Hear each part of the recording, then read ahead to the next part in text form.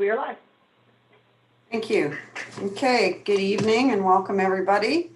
I would like to call this special meeting of council, December 3rd, 2020 to order. We have before you a copy of tonight's agenda. Looking for a motion to adopt the agenda. Councillor Anderson and Councillor Duford seconded the motion. All in favor? Thank you. Motion carries. Item number 3, any declarations of interest? None being noted. We'll move on to item number 4A, preliminary 2021 O&M budget. And we are going to need a motion, and it is just to pass the preliminary budget. So if, I guess I'll give it to the chair of our finance committee, Councillor Willows. Thank you, Madam Mayor. A motion to approve the preliminary O&M budget for 21-22 is before us this evening. Thank you. Seconded by Councillor Dewey. Thank you. So I'm going to pass it over to SAO Smith, and he can start us off. Thank you, Worship. Sorry, I'm not sure if Councillor Willow said 2021, 22. Did I hear that? Yeah, it's 2021. Just so excited to vaccine and move on. It is just the 1-year budget that we're proposing. So okay, thank you. Presenting. Maybe some year though, multiple years. But anyways, yeah, our fiscal year ended December 31st. So yeah, I'd like to start off with a quick introduction before I pass it on to our Director of Finance, who will present the preliminary O&M budget. So it is presented today as a recommendation coming from administration through our consultation discussion with our Finance Committee. It's built upon our current levels of service and consideration of our resource requirements needed to execute the various planning documents that this council and administration have developed, and then council has approved. And 2 of the key documents in that includes the 2019 to 23 strategic plan and the 2021 draft capital plan that has been approved and is pending final approval later this month. It incorporates support for the economic growth prospects of our community and the region, and our associated land development needs that are tied into that, and also the funding requirement to keep up with the infrastructure replacement needs for our mid to long-term future. It's presented certainly as a step towards supporting a healthy and sustainable community. And a few notes just in terms of our schedule as it is today. We have the preliminary O&M budget in front of you tonight. It's expected that there'll be some input and direction fed into that, which we will take into our 2021, as we're calling it, draft O&M plan to be presented for feedback from public on December 9th at 6:30 p.m. at the Doug Wiederman Hall of our community center. And then if we follow the schedule, we'll be meeting on December the 14th, this council, in a regular meeting to approve the final 2021 O&M budget along with the 2021 capital budget. So unless there's any questions there, Mayor, Your Worship, I'll pass the floor on to our Director of Finance. Any questions from council? Nope. Sorry, guys. I only got half of you now. There we go. So no questions. I'm going to pass it over to our Director of Finance. Okay, thank you, Your Worship. Is everyone able to see the PowerPoints on the screen there? We are. Okay, excellent. So I'll start briefly just by going through the 3 funds that consist of basically the town from a financial perspective. So I'll move through this fairly quickly because I suspect you've all seen this previously. The general fund. So general funds, this is really the catch-all. This is the fund that's used for funding our operational requirements or anything that's not part of utility or land. it's we deposit our funds into our operating account, and this fund is audited annually as part of financial statements. Utility fund is everything that has to do with our water and sewer operations. So that's operational, maintaining equipment, and ensuring the supply and processing of potable water. So the utility fund, the intention behind it is that it should be self-liquidating. The revenues should always be equal to or exceeding the expenditures in that fund. Last but not least, the land fund. So land fund is all activities relating to the acquisition, development, and disposal of land within the town. Moving on to our assumptions for this year. So the assumptions that our budget are built upon, we use the funding numbers provided by the GNWT for planning purposes. Those are subject to change upon approval of their final budget, but they're generally fairly reliable. Our budget includes funding for the mayor and 7 councillors. It is an election year, so that'll be up to 8 come October, I believe. But we budgeted on the assumption of 7. Wage inflation. So we included wage inflation per the collective agreement. At this point, we have a 0% vacancy rate included in the budget.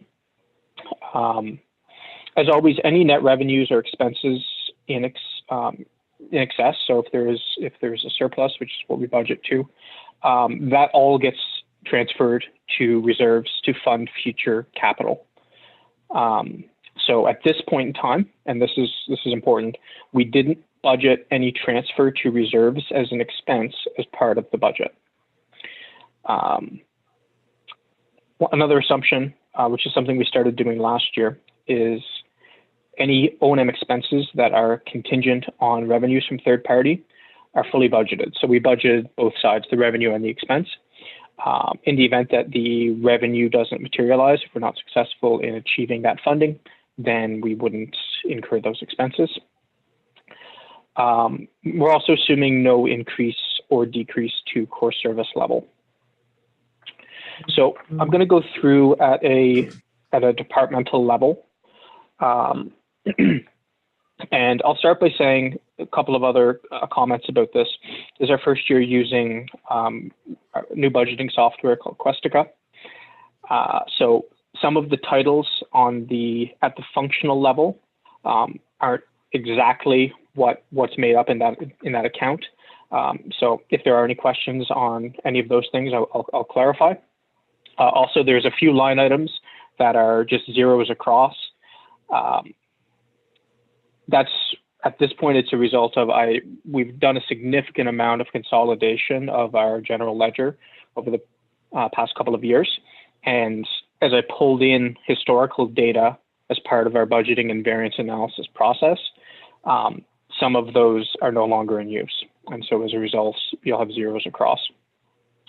But as we get more familiar with the software, I'm going to endeavor to try and clean up some of that so we have a tighter presentation in the future. Also, and this is important if anyone is comparing these numbers with our audited financial statements, we do not include amortization expense as part of this budget. Kind of went back and forth on whether or not to include that figure. Ultimately, it's something that from a budget perspective, we have no real control over. Amortization expenses, it's going to be whatever it's going to be. But it also can somewhat skew the appearance of the town's financial perspective. So I just wanted to highlight that the numbers you're seeing do not include an amortization expense. So beginning with the SAO and mayor, the most significant changes in this cost grouping, we were budgeting a reduction in our IT contract from the prior year of roughly $60,000. In addition, we reduced our expenses as we're not budgeting for the ASAO position for 2021. We bumped up our consulting budget, and that was per recommendations that came from the strategic plan for bylaw and policy support. And we included some funding for land settlement management costs, which we also budgeted on the revenue side as well. Moving on to finance and administration. So beginning with the revenue side, overall, we are looking at, we've included in the budget a targeted 3% in taxes. Now, I'll highlight that the taxes are on, when I say property taxes, I mean municipal levies on property and the federal grant in lieu, territorial grant in lieu, and Northwest Territories Power Corp grant in lieu. So those numbers together are what is considered property tax. It's not just that top number. That top number, if you see the reduction there, that related to NTCL and NTS, those properties becoming considered grantable, and that's why there was a significant increase in the territorial grant in lieu, and a reduction in property taxes. We also increased the this is actually a contra to revenue, but the seniors and disabled municipal tax exemption, that number, we've noticed that there's a trend that is continuing to cost the town more money as time goes on. And as a result, I've bumped that number up. We also bumped up the GWT MACA block funding. We received confirmation from the government that we're going to be receiving additional funding in the next fiscal year. So we've budgeted that number. Sorry, and one other area that we've been looking at, it was raised during the budget cycle last year, and as part of our bylaw review, we're looking at our user fees. So our plan is over the next, I believe it's going to council this month, but over the next couple of months, certainly to look at implementing higher user fees. Some of the user fees haven't been looked at for 10 or 15 years. And so we're doing a review on that. So the areas include business licenses, development permits, and administrative user fees as well. So the full impact of that, I haven't entirely quantified where we think those things will land, but I did bump up some items like business license revenue as an example, to reflect that we do expect there will be some increases there. On the expense side, this budget is assuming an elimination of the early payment discount. So currently it's at 2%. This budget is proposing that we eliminate that. So that's being reflected currently in bank and debt charges, but that's where it was classed.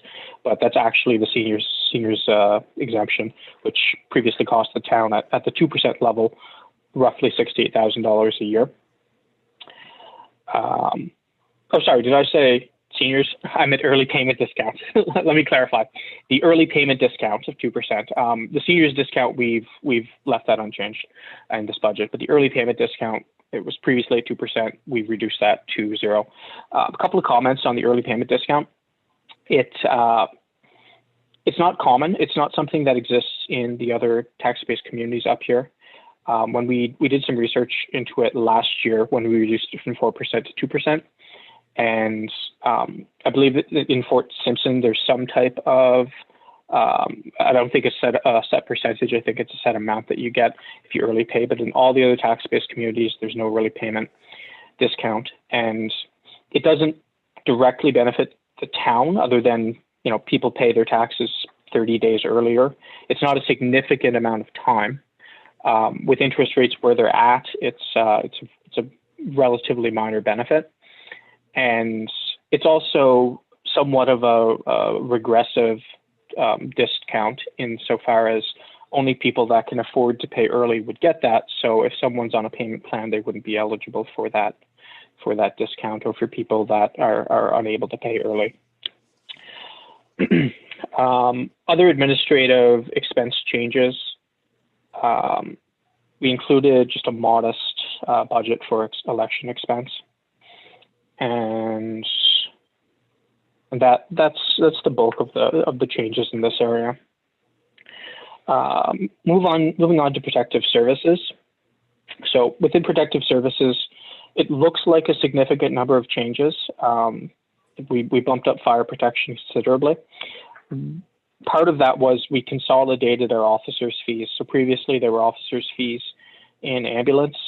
We've moved that up to fire protection. But part of that increase in fire protection was we're just seeing a higher volume of calls. And we anticipate that that trend will continue over time. As such, we also increased our fire protection revenue accordingly as we're we're experiencing higher volume. Other changes in this area, we put in a modest budget under bylaw enforcement for bylaw enforcement revenue. At this point, we don't.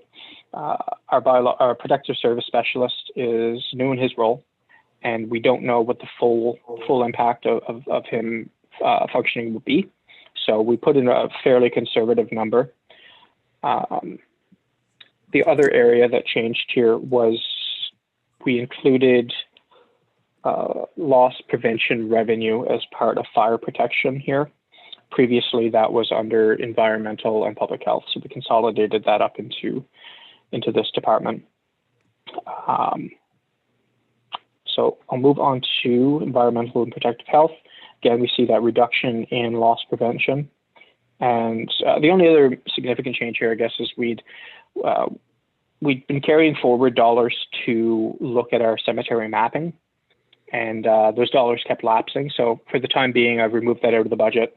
It's something that we're going to do a bit more digging into, pardon the pun, and find out what the best answer is going forward for our community. At this point, it's we think that there's an opportunity there to modernize our records and to make that process a bit more efficient. Moving on, so planning and development previously was its own, like a standalone section. As tourism now rolls under recreation, and planning and development has always been under public works, I just split those back into their under those respective directors. So you'll see in recreation now, and this was a change. Recreation previously reported to the ASAO. It's now reporting to the director of recreation. So tourism is now consolidated under this budget. I'll start in talking about recreation with comments regarding COVID-19. So our entire budget is impacted by COVID-19, but the bulk of that falls under recreation. So in terms of trying to project where we're going to be next year, there's a significant amount of uncertainty. We reduced our revenues for areas that we knew that COVID's impact is going to have an effect. So activities relating to this winter and early spring. So we've reduced our scheduled ice rental. The curling club revenue was reduced. We also reduced dance hall rental revenue and our programming revenue. We've also, on the expense side, however, we didn't fully reduce. And this is, I guess,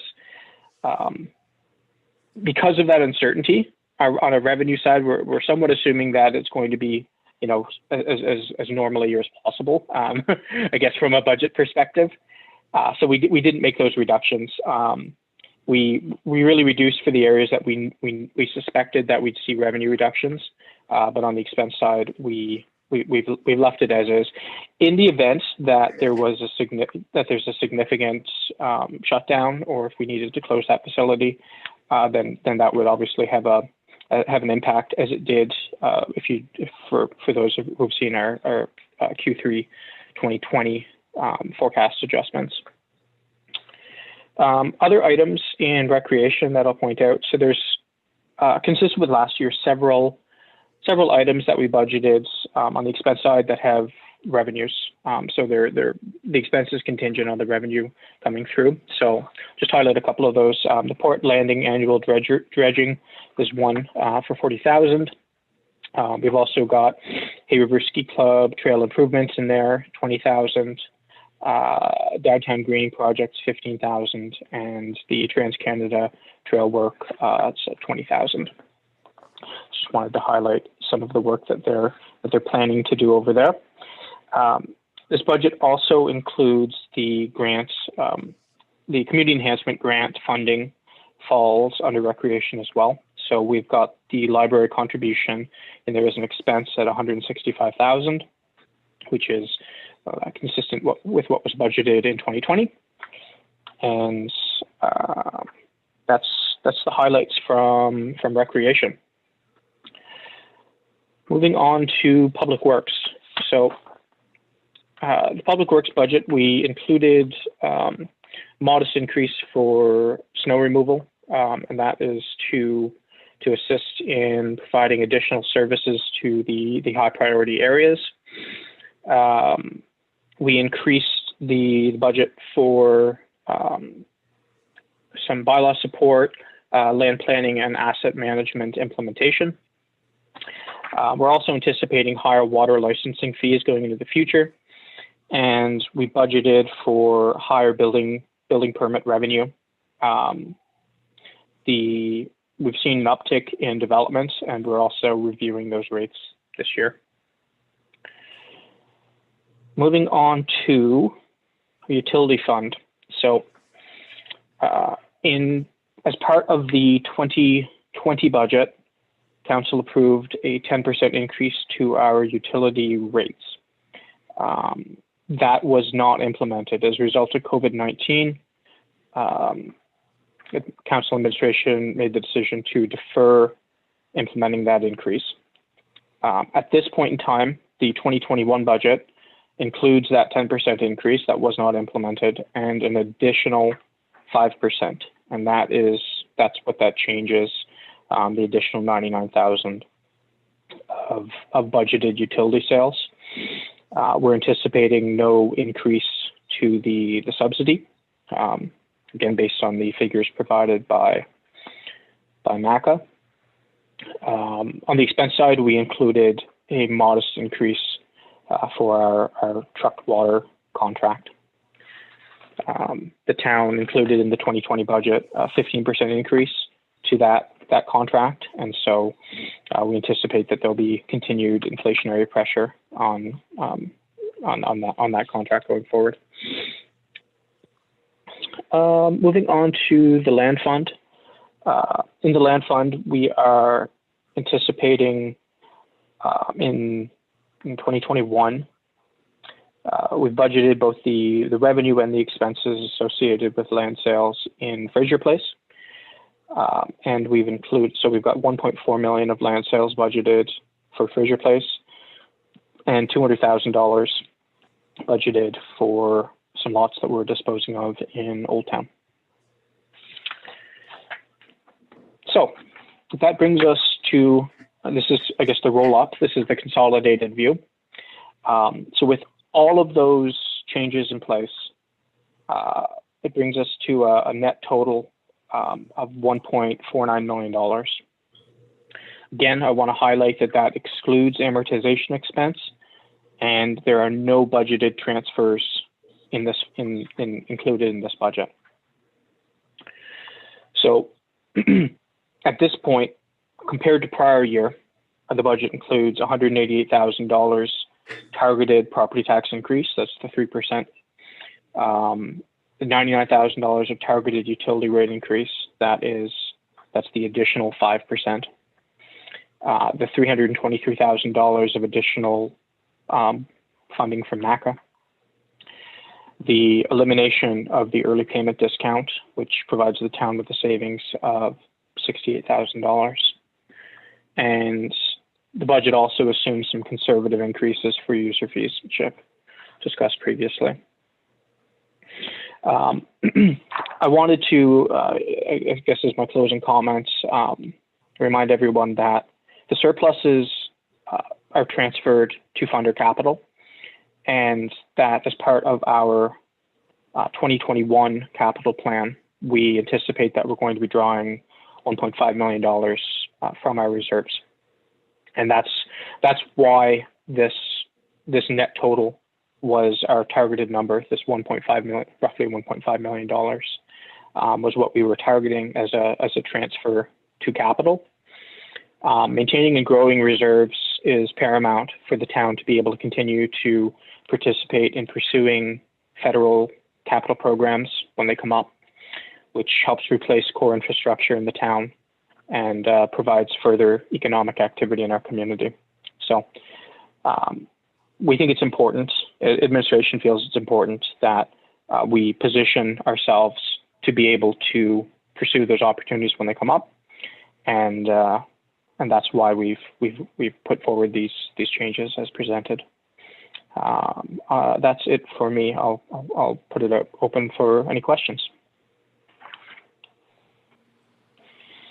Okay, so how did we want to work through this, guys? Did you want to go per department? Do you want to just open you up? I can let each of you go first. Any questions you have in regards to it, and then come back if you have further questions after. So any thoughts on how you'd like to see us go through this? I think that we've had ample time to review it. So if anything's unclear, I know that I spent quite a bit of time on this, and I did notice that our biggest increase from last year is on our rec, but we were very conservative on our revenues, but put in all our expenses as if we were running as normal. So of course that would be the outcome there. The amortization isn't budgeted in here, but do remember that that is the cost of our assets reducing, which is what, therein comes the replacement for our capital. And so basically the 1.4 at the end of this, I have my stuff, hang on one sec, is where that would go, and hopefully let us do some of the work that needs to be done. So who wants to start? Deputy Mayor, go ahead. Yeah, I know I sent a bunch of questions off there. I guess on the premise of meeting that our infrastructure demands and meeting that, getting our reserve to that point, do we have can we get that reserve fund information? I know we've had that in the past where we know those levels, and I know we're depleting them, but I know we've been doing quite a bit of stuff, and I think the interest is the fact that we having lots of the stuff federally funded, and they're paying 70% of the dollars, so we're looking to take advantage of that. But yeah, I'm just wondering if we get the reserve levels. So we are forecasting, as per our draft capital budget, we are forecasting 3.1 in reserves at the end of 2020. So we would add 1.4, spend 1.56, and end up with 2.553.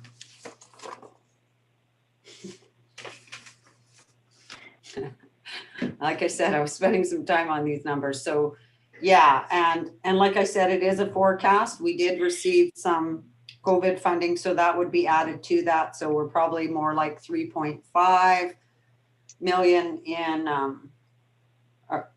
that would be a conservative number, 3.5 to reserves at the end of 2020. That should be our balance. Yeah, So I mean, I guess my question is alluding to the fact that we're trying to recoup the 1 point, and I know we want that our surplus to be so we can match some of those federal dollars, but we already have some in the bank. Do we have to make it all up in 1 year? Is a benchmark? Like, I know we benchmarked last year for 1 million. Is a reasonable target 1.4? Is 1.25? I mean, my concern is just when we're looking at the 3% plus the 2% elimination of the the discount, plus utilities going up potentially going up 15%. It's a triple whammy if you're paying all three of them, right? It's 5% plus 15%. So do we need to be at that benchmark is I guess the understanding of councils to start with that starting point. Yep. That's why we're here, to discuss that. Yeah. Glenn or SAO Smith, go ahead. Thank you, Worship. I think what kind of helps some of that conversation as well for pertaining to what Deputy Mayor is suggesting is that in looking forward at our capital plan, you know, it is a number that you've seen the 2021 budget, but as we look at our 10-year capital plan and start to recognize expenses that are going beyond the near future, you know, it is painting a picture of significant expense in front of us, and you know, the number that the 1.5 is certainly considering how or what the capital starts to look like over mid and long term. So some of the numbers, I think for 21, we're looking at I believe it was around 18 million in a capital, and we knew that we had some carryover as well as part of that. But the numbers into 23, 24, 25, we're going up 16 to 20 million plus. We've got $40 million in identified land development that we're still looking for funding, but we recognize that there will be some element that would be expected to pay for contributions. We've heard, you know, recently about the water treatment plant as an example of a major expense with a price tag of 15 million in the near short term. We're going to do some more work on that to confirm. But the and the landfill as well, we're applying for funding to support that landfill. We're getting costs back now on closure costs of, you know, close to 4 million, where we have a reserve for that closure of, I think, about 800,000. So, you know, there is big deficits in some of those reserves. So our suggestion on the 1.5 certainly considers a spectrum that's going beyond, you know, just the next year or two. Okay. Might I suggest we start with one of these issues at first? And I think, you know, Sam, can you clarify exactly how the early payment discount works? Is it a percentage of your taxes? The 2% that break you get is a percentage of what you owe. Is that correct?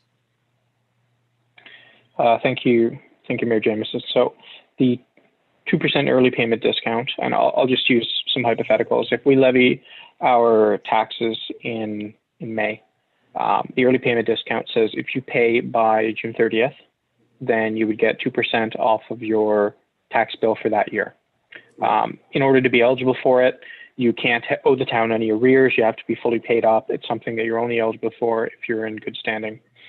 And otherwise, if you don't participate in that, your full balance is due July 31st. So 60 days after we levy. So the early payment discount basically gets the town money 30 days sooner for people that participate in it. It does create a fair bit of additional administrative work. There's often a rush of people that come in to pay on that last day. There's also issues with, you know, people that miss the payment by a day and they underpay, and then, you know, it creates a lot of confusion. And it's something, again, as I said, it's not common in other jurisdictions, and it is considered a regressive tax, in that it only benefits those that are able to make that payment early. And it's disproportionate to ratepayers, right?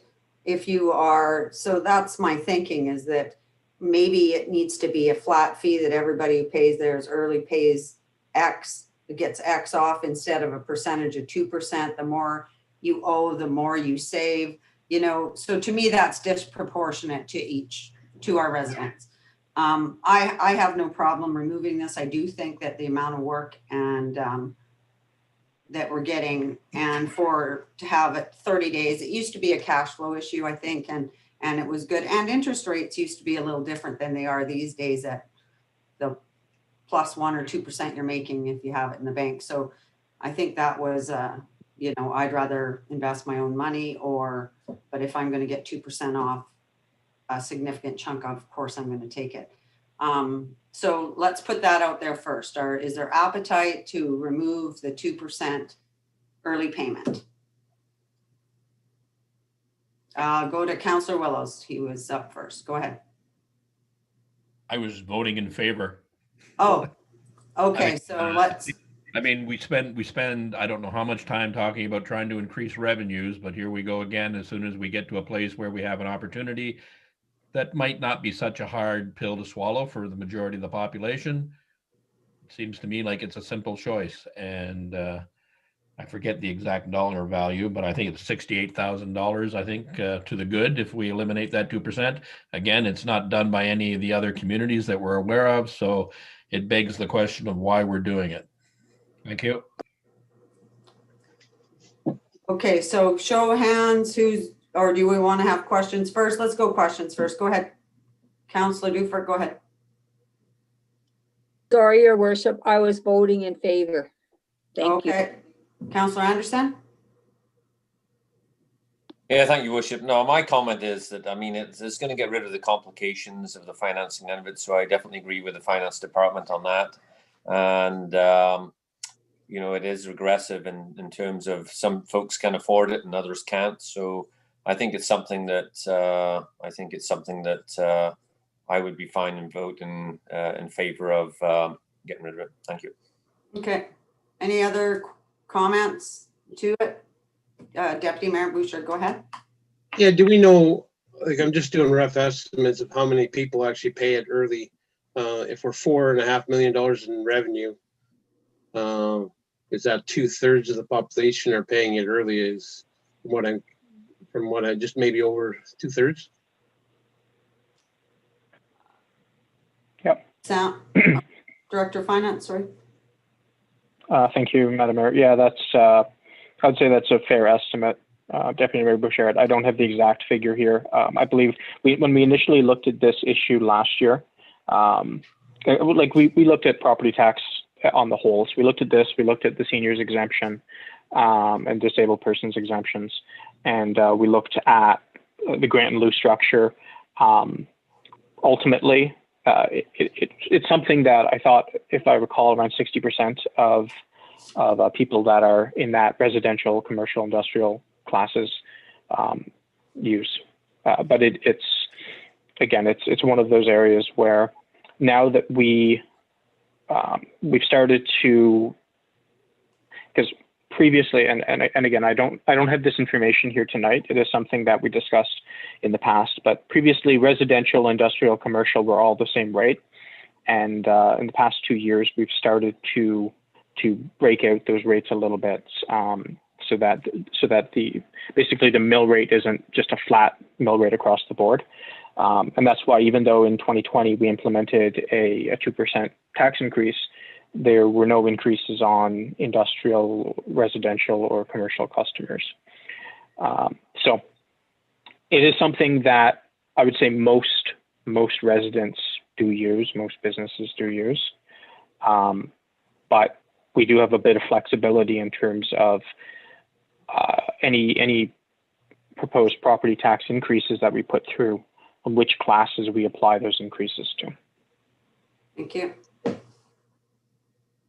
Any other comments? Okay. Oh, go ahead.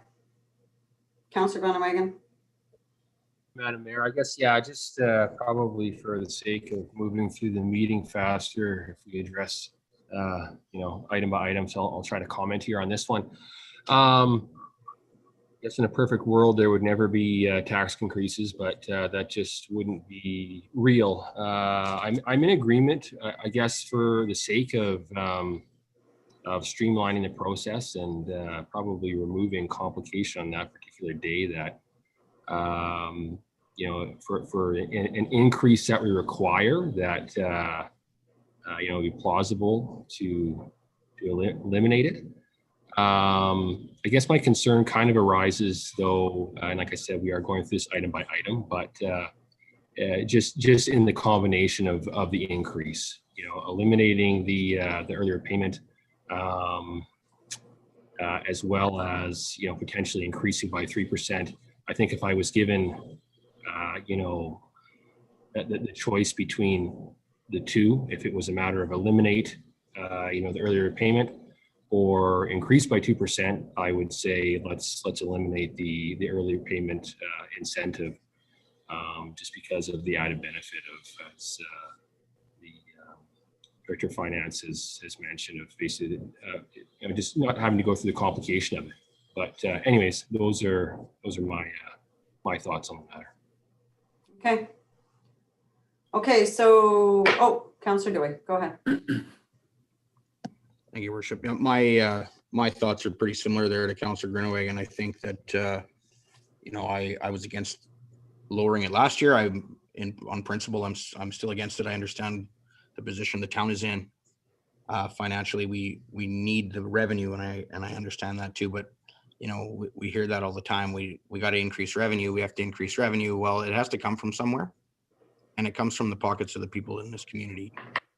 We need to be cognizant of that as well. I think when we're going through these processes, and what happens to the people that do pay early is with a 3% tax increase this year, that becomes a 5% increase.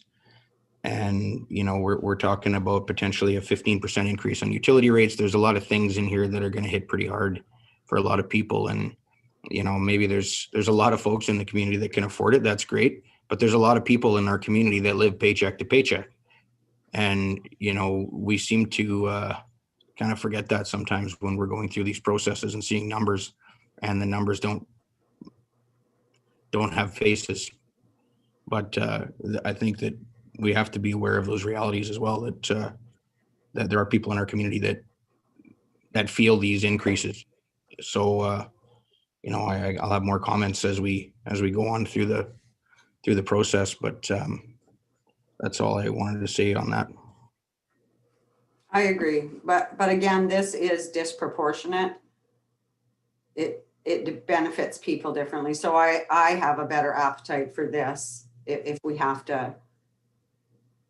But they do have faces, Keith. I don't think anyone here isn't sitting here thinking, holy man. There's big faces out there, and I hear it. I don't want to see. I think that's why we're here, to see what we are willing to work through and what we're not. This one, I'm okay with if we got to do something. So again, I'm going to ask for who's in favor of eliminating the early payment. Again, we're not approving anything tonight, but this is what we want to see, what this is going to look like coming out the other end. So how many show of hands? 1, 2, 3. Yeah, okay. So we seem to be in favor of that one.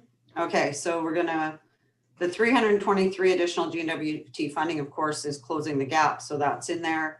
The utility rate increase, where are we at on that one? Councillor Dowie, go ahead. Sure, Worship. I just wanted to jump in on that. The 323 closing the gap. It puts a little dent in the gap. Yeah. It does not come close to closing the gap, so maybe we want to be careful how we phrase quantify that. Fair enough. Thank you. For those that may be listening, right, outside of our community, we're nowhere near closed. No, we're going to need more, but at least it's, in the last 5 years we've had nothing closing that gap. So I'm not taking this as them doing us a favor. No. Owe us money. Fair enough. Councillor Willows, go ahead. The extra 300 and so that we got from the GNWT to close the gap, is that money, is it planned to be ongoing over the next couple of years so that every year we'll be seeing some additional funding to eventually close the gap? I'm still a little unclear of what that, is there a formula, or is there a particular amount that we can expect every year for the next number of years? I'm not sure how that works. Thank you. We got the 323 and it is by formula, and that is supposed to be ongoing. So there's a piece of the gap that has been closed. The gap has not been closed, but they have. And as far as we know through NWT, Association of Communities, and MACA, that this is supposed to be ongoing. So maybe they'll come up with more money next year to close that gap even further. Here's Deputy Mayor, you had a question, comment? that was my same question, is it ongoing funding? Thank you. Yeah, okay. Any other questions on the 343 comments? We're good? Okay, so we're up to the 5% targeted utility rate increase. So, okay, well, we'll start at Deputy Mayor.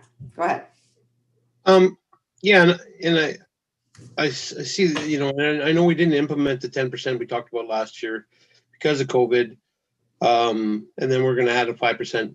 And maybe if I can just get explanation, like I see $99,000 more in the utility revenue to balance it, but then we show a profit, a net profit of 38,000. So, and Sam had indicated in the thing that it's typically a balanced budget. So I know we're not going to hit the budget perfect, but I'm just wondering if there's room for us to move on that 15%, because it is 15% 1 year because nobody's seen it last year.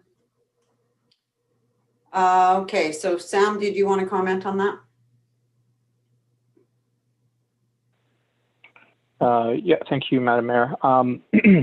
And regarding your question, Deputy Mayor Bouchard, the utility fund doesn't include amortization expense, and amortization expense in that fund is significant. I don't have the exact number here, but I'll be able to get that for you shortly. But it's important to remember that amortization expense is a historical cost. So the amortization expense in that fund is going to be a portion of an asset that we put in the ground last year, and it's going to be a portion of an asset that we put in the ground 50 years ago.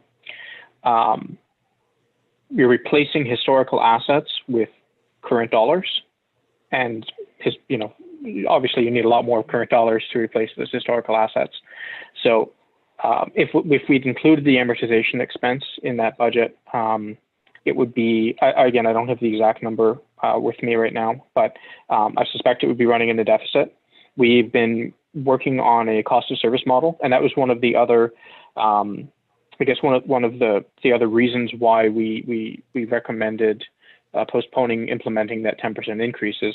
We initially included it as a budgeted 10% as part of the 2020 budget. But when we dug into the issue, our concern was if we just did a blanket across the board 10%, customers that are already overpaying are going to be overpaying by that much more. Customers that are underpaying are going to be underpaying by that much more. And it doesn't really rectify the issue. So we've been researching this issue, and I'm going to, at some point in the not too distant future, be bringing that information to council for their consideration. And we'll be looking at it as a multi-year solution to this issue, because we're expecting significant capital outlays for that fund in future years. Pretty much every time we do road work in town, we're replacing the water lines, the water mains underneath. That should be coming from this fund. Again, it's complicated because quite often we're able to access some federal funding or some territorial funding. So it's not all needing to come from the utility fund reserves, but we're still expecting that there's going to need to be utility rate increases in the coming years to get that fund out of a perpetual deficit situation, which is what it's been in. Again, I don't have numbers for you in terms of what those increases are going to look like, but I can say for a long time we haven't increased utility rates, and it's one of those issues. If we continue to defer doing so, it's just causing that gap to grow and grow more each year. It's not something that I enjoy doing, recommending rate increases in these funds, but when I see the capital needs that this town is going to have over the next 5, 10, 15 years for our water system, and when we have years like 2020 where we had boil water orders for a significant portion of the year, I know that wasn't attributable to our infrastructure, but it does really highlight the importance of having access to clean water. And I make these recommendations, or I bring this budget forward to council with the idea that we want the town to be in a position where we can as these issues arise, we're in a robust enough situation that we can deal with them, rather than every issue becoming an emergency.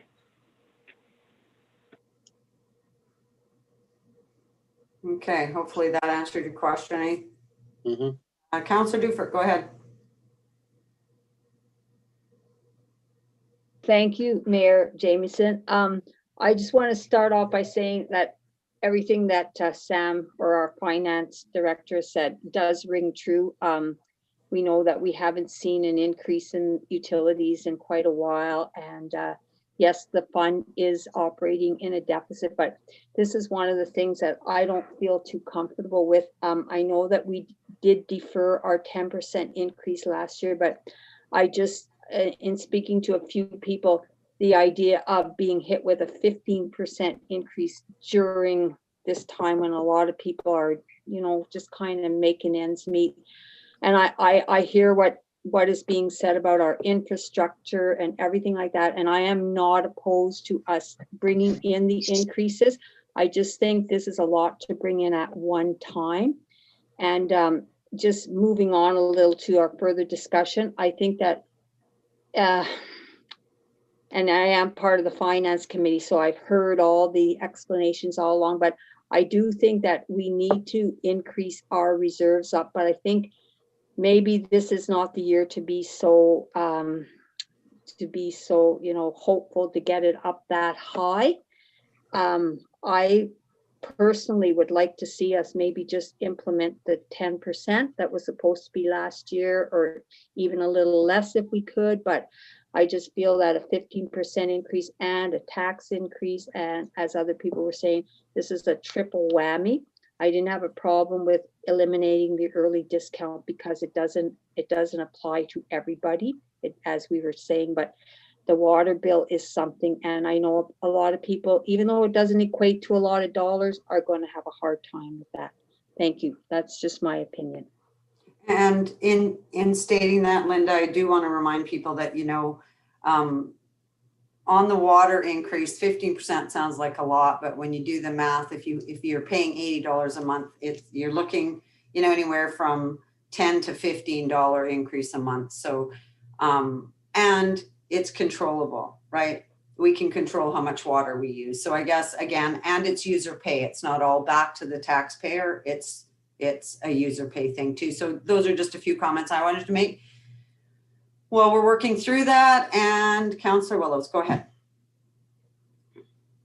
Thank you, Madam Mayor. I'm giving my opinion as chair of the finance committee, not necessarily as Councillor Willows. I don't like increases, just like anybody else. I've got a long history of being against tax increases and utility increases, but we've pushed this off for so many years. And I'm sorry, in previous councils, it would suggest, based on some analysis that Sam did for us here last year, I believe, we haven't even kept up with inflation rate for the last 10 years on most of the things we charge. So as unpopular as it may be, I am in favor of the 15%, and I guess we'll just let the chips fall where they may. Thank you. Deputy Mayor Bouchard, go ahead. Sam was equating or talking about getting some more the information, and I know we talked about doing some more studies and understanding of what our utilities cost us and stuff like that.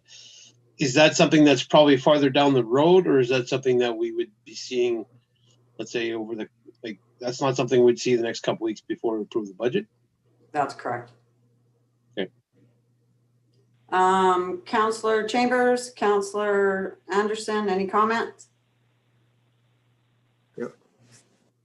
Oh. Yes, Your Worship. Thank you. I guess, I'm definitely concerned about the water situation in our community, and that we do need a new water treatment plant. And there's been discussion about that in previous council and so forth. And I'm really concerned about getting that moving forward as quickly as possible. I don't think anybody wants to see an increase in anything. But I think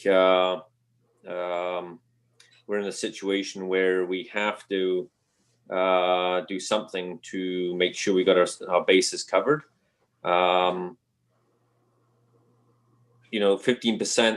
of what? So 15% of $50, 15% of $80. There's, the dollar amount goes up if it's more, but and we've $10. yeah, so it's $120 a year. So it can be quite a bit of money for some folks and so forth. And I think that's definitely a concern on my plate.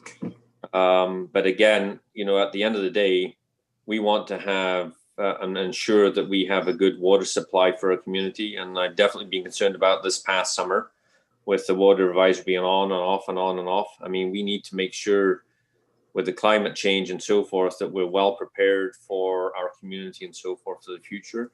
So I think it's inevitable, and I think it's something that we really need to seriously look at. And unfortunately, the 15%, it's because of that situation, because of our situation, I have to say I'm in favor for that. Thank you. Thank you. Councillor Chambers, go ahead.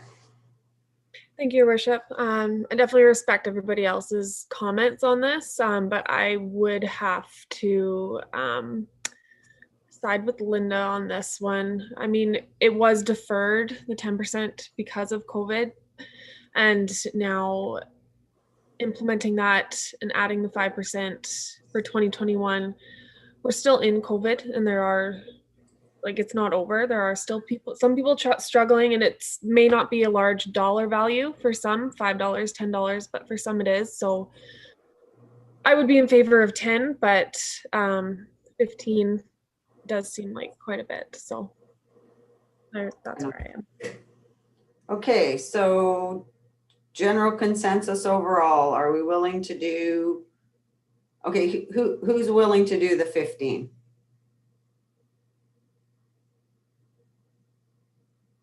Can I just make a comment there, Your Worship? Yeah, you sure can. Go ahead. I understand. Understanding the position that we're in, especially with our utility fund and how far back we are with that again is concerning, obviously, because those dollars have to come from somewhere, and they come out of essentially they come out of our capital projects, because we take our money and we top up our utility fund with it. Those dollars could be going somewhere else. I understand where we're at. 15% is a big hit for some people. We're talking about the $80 water bill customers out there. There are people. My water bill when I lived in the old town was $125. So over the course of a year, 15% adds up. Yeah. I understand where we're at, but I don't want to commit to saying I'm okay with a 15% increase right now, but on principle, I'd be all right with it. But I'm going to have something to say about the whole thing when we start talking about our tax increase, because I'm not going to be okay with us doing both 3%, essentially a 5% for some people, and a 15% to our utility fund. So on principle right now, I'd say I'm okay with 15%, but that might change if we can't. How would council feel about 1% tax increase, 15 water, again, goes to user pay, and the elimination of the 2? I'd personally, I'd be okay with a 2% tax increase. Okay. That's where I would. That's probably where I would go. 2%, 10%. Is that what you're thinking? Well, if we were gonna go with, if we went with 2%, I could go with 15 on utility increase. I mean, that keeps us above our million that we're trying to bring towards our reserves. Fair enough. Councillor Anderson, go ahead. Sorry, Keith. Go ahead. Thank you. Yeah, no, I would be definitely in favor of that. I think that would definitely help our residents out and so forth. So no, I'd be in favor of that for sure. Thank you. Councillor Willow.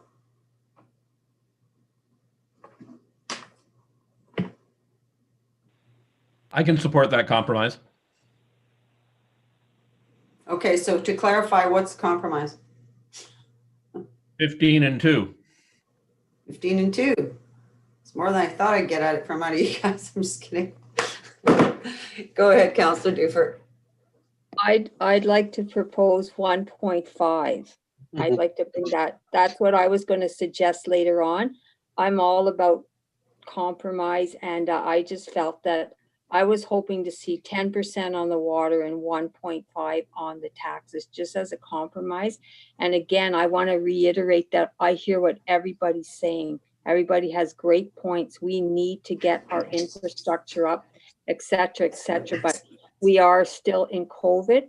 And just the feedback that I've been getting from the people I've spoken to, I don't know about other people, is that people know that we have to have some increase, but I just think council is maybe being a little overzealous in getting us out. When like one of the councillors mentioned, I think it was Councillor Chambers, we don't know what next year's bringing. We might be in another lockdown.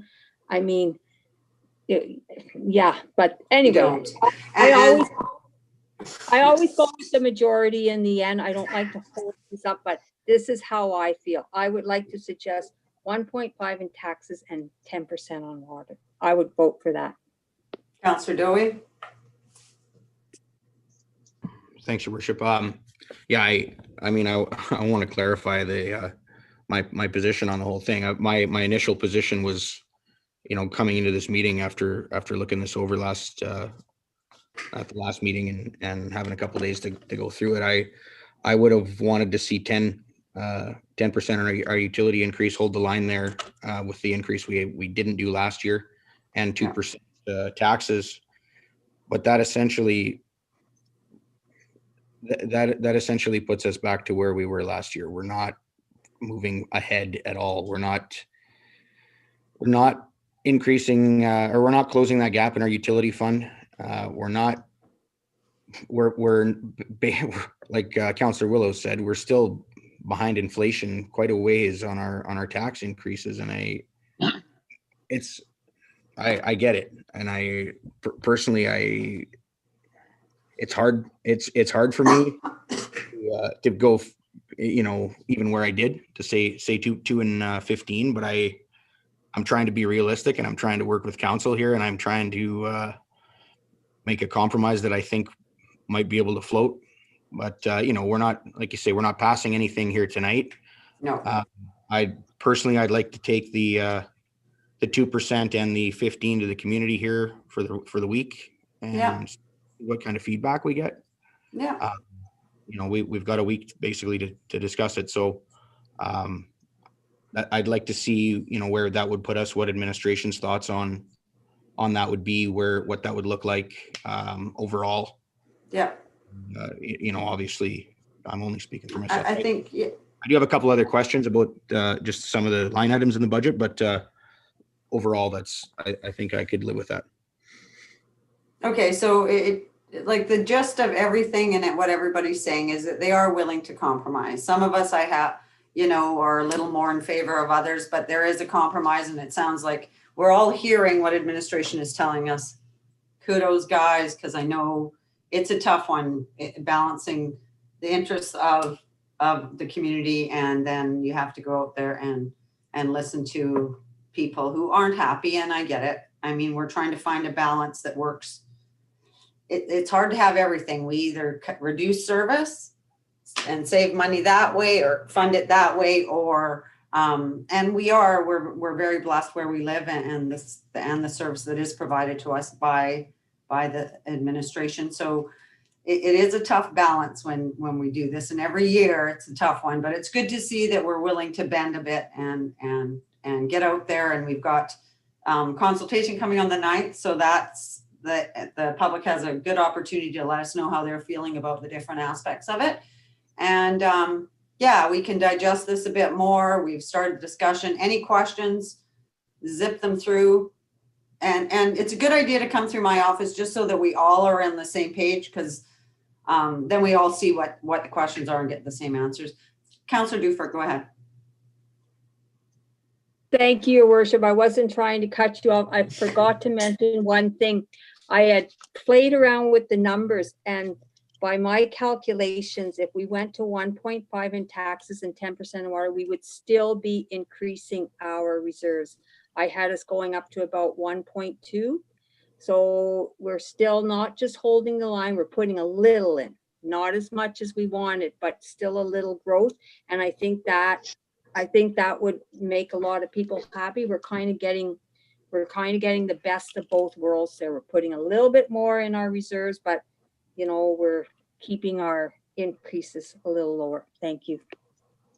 Councillor Grunewagen, go ahead.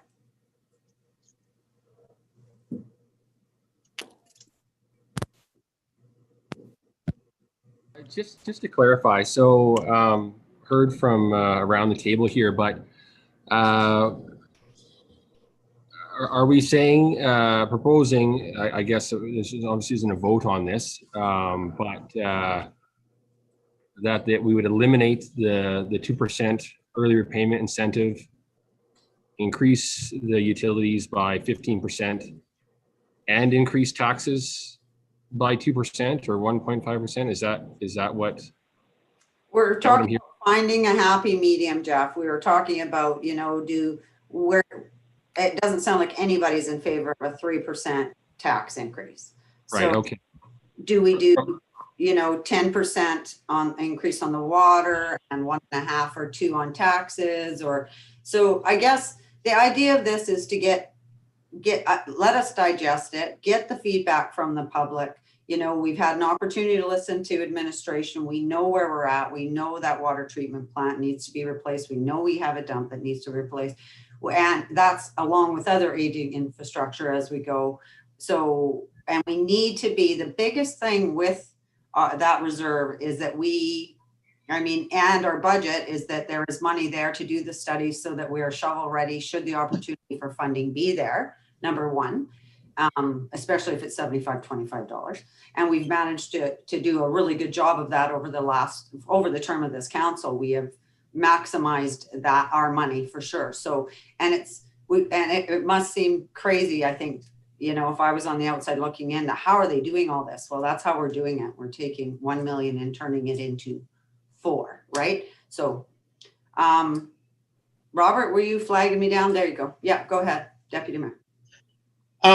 Yeah, no, I think from the water fund perspective, I think we're either 10 or 15% for most councillors. I had some questions on the general fund, and one of the ones that I think I sent to everybody and sent to administration was, so I know we've had a good year. There's been some construction. We're seeing some forest growth. We've got some new buildings going up, some new shops, some new buildings downtown. Have we calculated any of that projection into the revenue? Some of them are, I know some of them are 50% or 70%, so we're maybe being able to tax some of them. Some of them are not there. So, I mean, we have had some forced growth. So just, is that in any of the projections right now, or is that something we're going to see in future years? Director of Finance. Thank you, Madam Mayor. Thank you for that question, Deputy Mayor Bouchard. We have not incorporated the forced growth into our figures. Our property tax calculation is based on the prior year levy. There is, every year, our numbers do bounce around based on if properties are reassessed. Anytime that there's a building or development permit issued, there's an opportunity for that location to be reassessed. So it is kind of a lagging indicator, but I don't have an estimate for you as to you know, what those new developments would yield in terms of property tax. Okay. Further, Deputy Mayor. Yeah, just in that same question that I'd asked about, it was the housing units, like NWT Housing replacing some of those units with RCMP units. Is there a net benefit to us to have new buildings as opposed to the older ones that were there before? Is there a gain there for us as a community and tax base? Yes, there would be, because it's based on assessed value assessment. Okay. Any other questions? Go ahead, or comments? SAO Smith. Well, thank you, Worship. I mean, it's a little bit to both those questions, but I think we've taken the right approach of waiting. Like, as the director of finance said, it's a bit of a lagging indicator, but there's, if the case of the housing properties or the RCMP houses, it is around timing.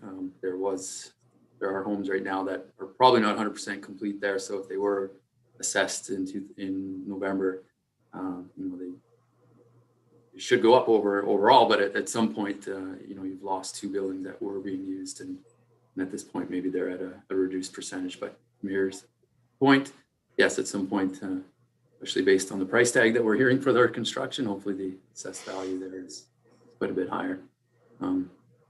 Yeah, thanks. Keith or Councilor Dowie, go ahead. Your worship, I had a couple questions. I mean, there are small number amounts on some of these things, but that loss prevention revenue, that $30,000 that we're not projecting for this year, is there what is there a reason for that? Like, I know we've got it a number of years in a row where we've got some money back from insurance. Is this where are we at with that? What's the reason that we're not looking at getting that this year? Good question. I know that that money was money that came through NWT Association of Communities what is it? ANSYS? Norsec. Or insurance company, Norsec, thank you. Yeah, our insurance company, it was something they gave us if we did our little checklist and you get this money. I'm not sure if the program's been canceled, so I will ask SEO Smith what we're doing there. Yeah, thank you, Worship. The program does exist. I probably have to, and we've just recently gone through the process of getting the credit for this year for what we can implement. I believe there's some elements that once you check the box, it's not available, but pass it to Director of Finance in case he has more details. Yeah, thank you for that question. The revenue still exists, and we're still budgeting for it. It was just consolidated in with a different function, rather than it being its own standalone item. I realized after the fact that function code that was tied to that revenue account was the same one that was being used for one of our amortization expense accounts, and so I had to make our budgeting software work. It needs to be unique. That's one of the things I've been working through since I've been in my role is consolidating and cleaning up the general ledger and eliminating some of those contradictions. So we still are including $30,000 of revenue for loss prevention. Good eye, Councillor Dowie. Go ahead, Councillor Dowie. And then just the other one, like I noticed, we obviously the Broadcasting Society or whatever the name was in the budget, perhaps the TV Society, whatever we used to call it in the budget. I'm seeing nothing in there this year for obvious reasons, but I guess, have we had any communication with that group on their plans going forward or their potential of, I'm just thinking, I don't want to see them come to us 6 months down the road and not have any money in the budget and have to tell them you're out of luck. Because I have heard from a few people lately that they're not happy with not having TV. So it's been I think we were paying too much for it in the past.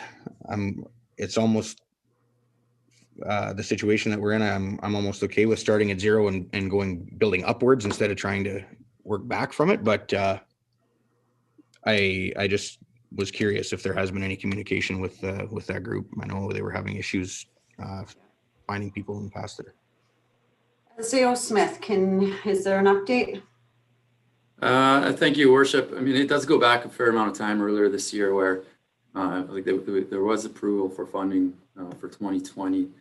However, the status of that association seemed to put them in not good standing. We had reached out at one point, several occasions, to try to discuss with them. They've had some changes in their organization, I'll say. They did not approach us this year with a request for funding. We know through again, trying to reach out to them, but some conversations and hearing through various forums that they, obviously the channels are not operating right now. They've removed their equipment from the high rise, and it looks like they've got a bit of an uphill battle there towards reestablishing services if that's what they choose to do. So, a lot more conversation needs to occur. I'd suggest at this point, given the reasons I've provided, and Councillor Doey's comments on what channels should be available or might be available or of interest in such a changing dynamic with our media and communications these days. It really needs more conversation, perhaps in 2021, especially if that association gets their feet going. Okay, further, Councillor Doey. Thanks, Your Worship. And yeah, I appreciate that answer. I was just, I was more curious if there had been, if they had reached out to us and we basically just said no right off the hop, or if there was something like that happening. So that's good. And then I just had one more question on our street cleaning budget. So we've bumped up it from 319 to 350, if I wrote that correctly. The budget last year was 319. Do we have what the actuals were for last year, or does that 350 sort of reflect where we ended up and where we think we'll be, or what were the actuals on that? Okay, Director of Finance. Thank you, Madam Mayor. Councillor Doey, I don't have that answer immediately on hand. I can get that figure for you. I'd note that the function winter roads, that would include like snow removal. It would also include some of the other materials that would be used on the roads. But I can get you that breakdown. I may be able to get it shortly, but if not, I can send it out after this. Okay, you had something further, Councillor Doey? Thanks, Your Worship. Yeah, I don't need it right away. Obviously, we're not voting on this tonight, but I can we can get it for the next meeting or whatever works for the administration there. Thank you. Okay, Deputy Mayor Bouchard, go ahead. Yeah, in follow up to those comments, it would be nice to know that. I mean, obviously we see lots of pressure and questions from the public about snow removal and that level of service, and at what point do we want to increase level of service versus the cost type thing. So it'd be nice to have some of those costs. I know we asked some questions, I think, during the capital, and it was just like, what was the and they had the amount for the contracts, but what it actually costs us in employees and time and sidewalks and stuff like that, that typically is going to be, people are, through social media, there's been lots of talk this year for some reason about the level of service, and if people want the level of service to go up, then the cost is going to go up. So it'd be nice to know what that might be a study that's done for the process. I did have another question. It was, where's my thought here? We talked about, I think last year we kind of did some analysis of the senior and disabled exemptions, like the tax seniors, and we talked about a benchmark of 5,000, or looking at getting a percentage paid for. And maybe administration give me some direction. I thought we had talked about maybe it was too cumbersome to administer it. I'm just wondering if anybody can recall where we're at with that assessment. SAO Smith. Yeah, thank you, Your Worship. I'll pass on to the Director of Finance. We have had discussions, even prior to preparing this budget, of what that would look like. So we have done a bit of scenario testing and analysis. There's some non-quantitative, I guess, considerations as well, of course, but the Director of Finance can speak to that a little bit, I think, right now. Yeah, thank you, Madam Mayor. To your question, Deputy Mayor Bouchard, last year we did a quantitative analysis on this, and so just so that everyone understands what this process looks like, for people who are eligible to apply, we looked at the total cost, I guess, of like what they would otherwise be paying if they didn't have the exemption. Last year it was $475,000 roughly. So and 50% of that is paid by the town, 50% of that is paid by the territorial government. So if we were to impose some type of a maximum, not only would the senior need to pay their portion, the town's portion that we're now restricting, or anything in excess of wherever that cap is, but also they would need to pay what GNWT was previously covering. So I looked at 3 different scenarios. I put in a $4,000, if your tax bill is $4,000, here's like that would be the max that would be eligible, and then anything over top of that would be paid. In that scenario, the savings to the town was only $7,000 a year. So it didn't move the needle really at all. At a $3,000 maximum, it was $21,000. And at a $2,000 maximum, so the exemption would only go up to $2,000, so $1,000 paid by the town, $1,000 paid by GNWT. That would be $63,000 would be what the town would save. But know that savings comes at a cost to those seniors. Not only do they have to pay now that amount that the town's not paying, but they also lose out on that coverage from the territorial government. So when we looked at it, it just didn't make good sense to us. Again, it's a great benefit. I think it's certainly for seniors and disabled persons that are eligible for it. It's a great program, but for the amount of additional savings, it didn't really seem to make great sense. Okay. Any other questions, comment? Yeah, just to follow up there, Ken, your worship, was just that, I mean, yeah, I think, and even talk to some seniors that are just like, we know this, as the population grows older, and we know those demographics are happening that way. But yeah, it seems like it's easier just for us to pay it than it is to try to benchmark or take a percentage, I guess. But okay. I had one more question, sorry. Oh, go ahead. Go ahead, Deputy Mayor. So one of the questions was in the rec department. It was talking about programs, the expenses going up by 30%. And I think I've talked about it in other budgets. Is some of the programming that we're doing through rec is, I think it's very good for the community. It's very effective, but I'm just wondering if some of those increases have a revenue stream that I'm not matching to. Like, I know in the past the director of recreation has talked to us about programming, but lots of it's matched up with revenue coming from government. So do we see that as that increase being matched by some sort of government funding? Or my concern is that we're doing a bunch of this programming, if after the day the federal government, territorial government, whoever's providing the funding, drops the ball, now we're carrying all the cost of the programming, which we originally started because. Yeah, which originally that we don't have the programming, but we're doing it because the territorial government's funding it, right? And we get into the program, and then all of a sudden the territorial government goes, "Hey, you guys just take that over and start paying for it yourself." That was just a question that I see. It's going up by 30K. Is there revenues to match it?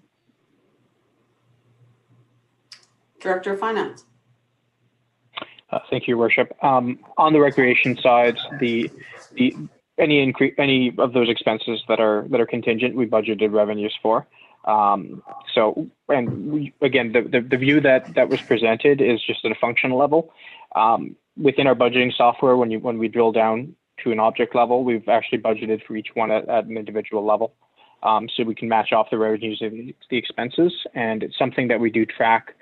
The same way that we track a capital project, we track it for reporting purposes, because quite often with these programs, there might be $30,000 for this specific program. We want to track our costs so that we can report to that funder on how we spent the money. To your second point, in terms of, I guess, expectation creep, that is a risk. If we get programming, people get used to having it, and then the funder pulls the plug. That is something that at that point, we either need to find a replacement activity or I guess realign the public's expectations. I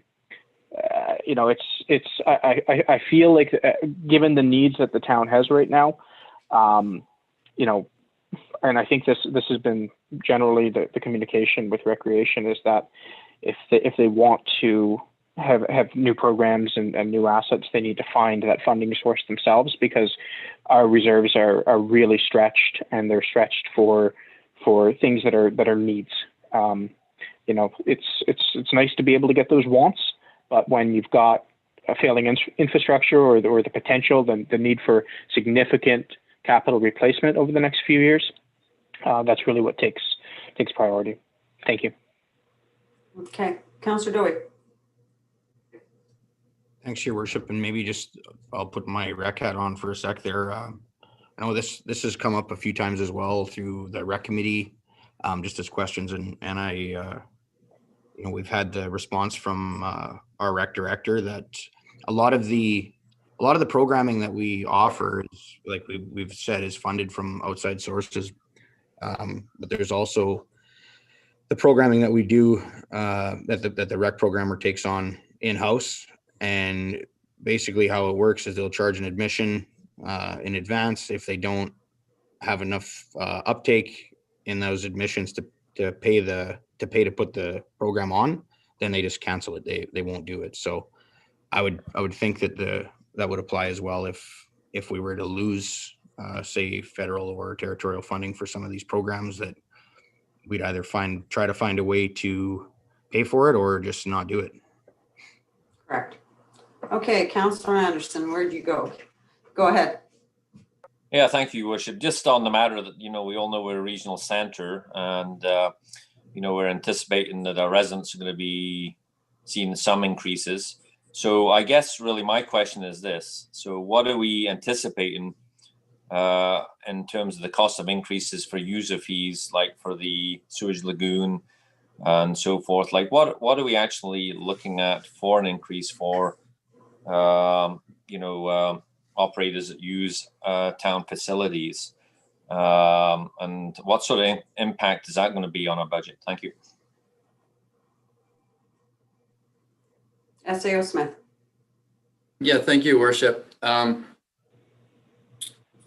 the topic of municipal service agreements and MOUs for various services has come up, and over the years, I'm sure, but we are working to advance that as well. At this point, it's a bit complex in terms of having those conversations and arrangements. So there is it's not just a straight ability to access those funds as we'd like, of course, right? So I don't think there's any inclusion at this time. It's too, it needs more advancements in order to really get those arrangements in place, but it is something that's been identified for advancing. Yes, I typically are working on too. So, further, Councillor Anderson. Yeah, thank you, Worship. I guess my point is this: that we're expecting our residents to see an increase reasonably quick here, and yet the delay in terms of this other aspect to our budget is taking months to do. And I guess my point is this: that why can't we just invoice it? Thank you. Okay, I will leave that with administration, and we will get back to everybody on that one, because it is a work in progress and there's lots of moving parts. Go ahead, Councillor Dowie. Thanks, Your Worship. Yeah, I know. I'm glad Councillor Anderson raised it, actually, because it's something that we have talked about a number of times, is getting those MOUs in place with our neighboring communities. And I know the reason it takes a long time to do is because our neighboring communities don't want to sign something that's going to cost them money. Our ratepayers have been subsidizing their, use the example of the sewage lagoon. I think there comes a point where either you pay to use it or you find someplace else. And it's, when that lagoon needs to be redone, it's going to be redone by the Hay River ratepayers and our taxpayers, and like it has been before. And you get some outside funding and whatnot from the government, but you get that with almost all of our projects. But I agree, if there's infrastructure that's being used by outside communities, that's, to me, is a no-brainer. They should be paying for it. There's no other universe in the world, or no other universe that that would happen in. Like, I don't know why Yeah. we do that for free. We do get, there is a reimbursement, but it is an ongoing thing. So yeah, we're definitely on it. When I say that, we're all over it. Councillor, Deputy Mayor. Okay, guys, I'm going to wind this up pretty quick. You've already been here an hour and a half. I'm not keeping you. We're going to hit this thing another time this week. So, and then another time. So there's lots of time for more input. Go ahead, Deputy Mayor. Yeah, and one other area that I just, and I see what we're doing with it. Like, I know tourism and economic development is a area that we typically have some people committed to, and we work on pretty successfully. And I think vacations worked great this summer. I'm sure we spent some money on promo, and it just going forward, I guess we're still in COVID. What do we expect to see as far as budgets in that area? Yeah, just projects and stuff like that. Are we going to continue? Obviously, we're going to continue trying to promote vacations, but is there budget reductions there? Is there expected to keep going with other projects or economic development stuff we typically do? I can't see the borders opening anytime over this year, but yeah. No, fair enough. SAO Smith, I'm going to give you that one. Yeah, thank you, Worship. I guess I'll just start off with our tourism and economic development as a division is, it's heavily tied to contribution fundings, both in terms of salaries and marketing dollars. So some operating expenses associated with the facility. Even our VIC attendance, our summer students are funded through summer student programs. The last few years, we've had success with that. So there is that consideration. We have, in 2020, we have submitted, sometime we're still waiting a response, but is included again, as an expense in conditional revenue. As an example, an application to Canor, which did see, at that point it was anticipating normality, I guess. But if we do get the funding, we would like to execute it for future days with the consideration of trying to rebound from this. And we have had some success with our vacation, as you mentioned. So it's going to look different. We know that tourism at some point here in the near future might be to our advantage. But anyways, it is tied to contribution funding heavily, and we do hope to still execute our development and marketing plans, considering what's happening. Okay, so with that, I'm going to wrap it up unless anybody has any comments, no more questions. If you have questions, send them off to our director and we'll work through those, or to myself. It's good if it comes through me, then everybody sees. And yeah, we will meet again on Thursday. What time, Glenn?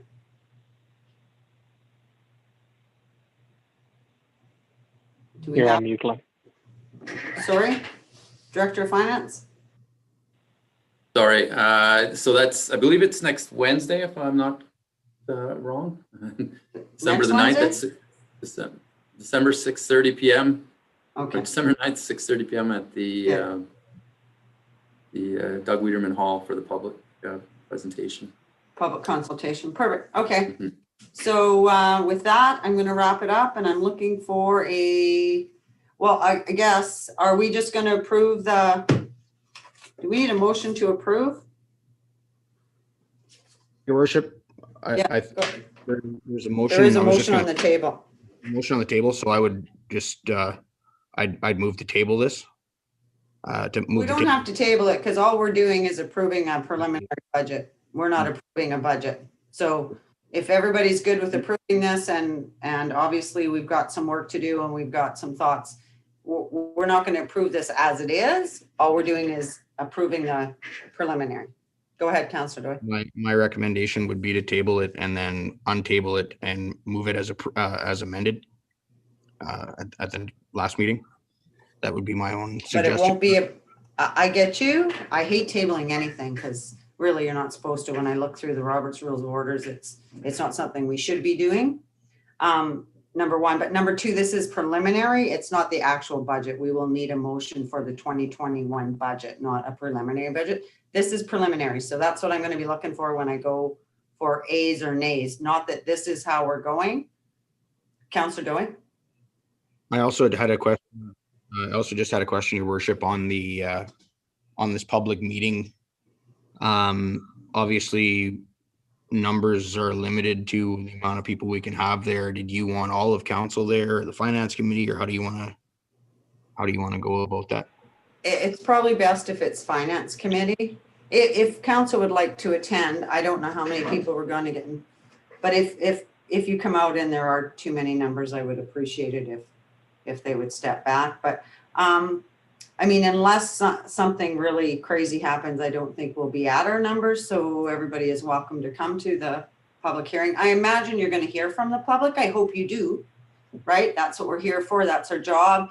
Get out there, talk to people and get a feel for, you know, what they're thinking. And there's lots of time before we go to approve this. So yeah, let's get the public's input. Let's get each other's, talk about it. That's what we're here for. So I'm going to ask for all in favor of approving the O&M preliminary budget 2021. So we're just approving a preliminary budget. Show of hands, all in favor. Are you guys all frozen, or are you moving, or you don't want to approve it? I'm not in favor of the budget as it was presented. Sorry? I'm not in favor of this budget as it was presented. We've talked about different compromises. We're not approving, again, it's a preliminary budget. It's the first time we've seen it. We're not approving a budget. I'm not voting in favor of approving this preliminary budget because that's going to be the budget that we've just approved to bring forward. Okay, well then, okay, how about let's just remove this totally, because I don't believe we needed a motion to even look at it, right? I mean, our job is to review the budget. I'll withdraw the motion, and as we all, Yeah. I'm out of town next week anyway, so if we were tabling it, somebody'd have to do another motion anyway. Well, fair enough. Or we just vote it down. 6 and 1, half a dozen the other, but I seconded the motion, so I'm fine with withdrawing the motion.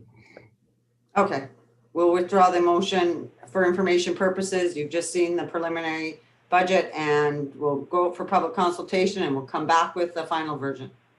How's that sound? Okay, awesome. Councillor Willows. Motion to adjourn. Perfect. Thanks all for your time. Have a great weekend. Good meeting, everybody. Good information.